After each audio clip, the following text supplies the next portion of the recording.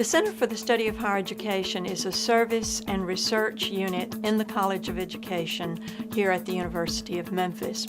Leadership Institute in Judicial Education was initiated back in 1989. It's regarded as a service opportunity to work primarily with the education of judges in the state courts in the United States. These concepts and theories are directly applicable to what a judge needs to do in order to be effective on the bench. And it's important for every judge to have this information and this learning, as important as it is to go to law school. Participants in the Leadership Institute in Judicial Education and the Institute for Faculty Excellence in Judicial Education have asked us to give them the opportunity to come back together, reconvene, and see if the learnings and the teachings that they had been exposed to in those two institutes would serve them well in dealing with problems that the courts are dealing with now and that they foresee that the courts will be dealing with in the future. As we had worked with these people, we began to see that the courts were not dependent just upon judicial education, but needed education for a wide variety of people in the courts.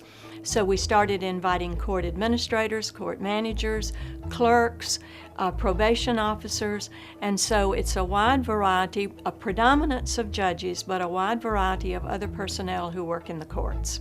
I feel compelled to share what I've learned about learning and courts with my staff in the courts, with the judges, with the non-judicial personnel. It's led us to develop training days where we get together to learn more about what it is we're doing in a more positive way. It's been wildly successful. Leadership is the capacity of an individual to identify and develop his or her resources, whether human or material. It further involves the ability to mobilize those resources in realizing a vision, reaching a goal, or solving a problem. It starts with who you are and then moves to what you do. And we believe that teaching and learning are the most important tools that the leader has at his or her disposal. Our institutes use interactive instructional methodologies a lot more than we do lectures. We engage people both in the classroom and outside the classroom. Let me use the Civil Rights Museum as an example. We take all of our participants there and they go through the museum, which is very experiential. People go through at their own pace and spend their time on the exhibits or activities that engage them the most.